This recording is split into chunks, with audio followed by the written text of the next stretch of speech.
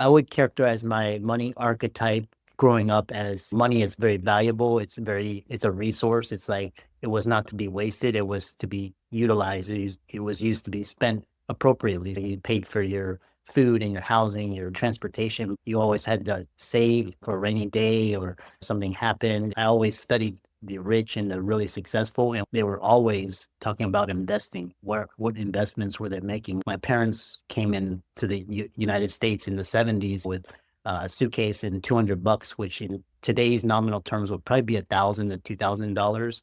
I can remember just the days where you like Blockbuster, these types of things. You had a dial phone, and I remember, like I said, these money discussions were around the way to the path to wealth and financial success was through a job. And my grandparents always emphasized the government's going to take care of you, Social Security. That's the way to financial security. And then my parents' generation, which kind of were the boomers, were the way to path to security was like Social Security is not going to help you. So you have to get a good job and you have to work for a company for 50 years. And ultimately, my goal around these types of money conversations was to own my own destiny, to control my own destiny.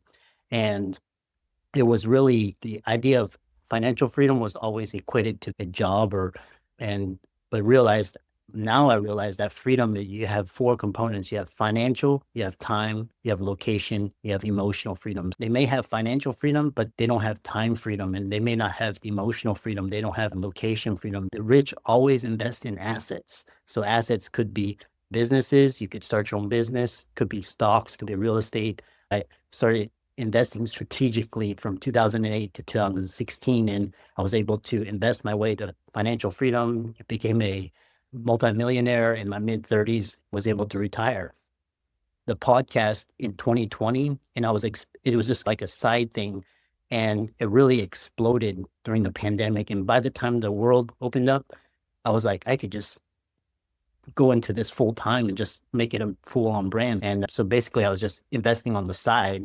And on top of that, I had a good salary. So I was like dollar cost averaging into index funds. So it was basically just taking my earned active income, the money that I was trading my time for, and I was putting it in my money to work in these investments that were producing cash flow and tax savings and all of that. I was able to retire 8 years ago, like fully retire. I will say that the best time to have gotten into real estate is 2009 to about 2018, 2019. For people that are listening to this and maybe they're not super passionate about their job and they want to develop a glide path to doing something that they really like, what would be some advice you'd give them?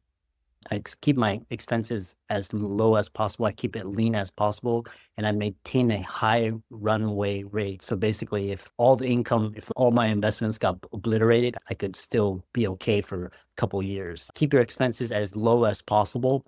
And what you want to do is you want to save and invest the rest. The easiest way is just low cost index funds that track the Dow Jones, the S&P, and the NASDAQ. Always invest in yourself. Like that'll produce more return than any sort of investment, and just knowledge and collaboration like we're doing right now. I feel that Bitcoin is a very nice hedge, and it's one of the best performing assets of the last decade. In the past, it was just like earned income, active income. But I'm like, what happens if your job goes away? So you have to have like other streams. But I would start there. It's the other one was Thomas Stanley, The Millionaire Mindset, and just talking about where it's wealth is what you don't see. It's on kind of social media, like people just flaunting their wealth. But actually, if you really delve into it, they're actually just on credit cards or debt, or just talking about what is this millionaire mindset. Worst ever financial advice was invest in mutual funds. Mutual funds, you are making the institutions rich while you get poor. The rich know this. They do it for their kids right when they're born. So invest in assets. The easiest way to assets are low cost index funds.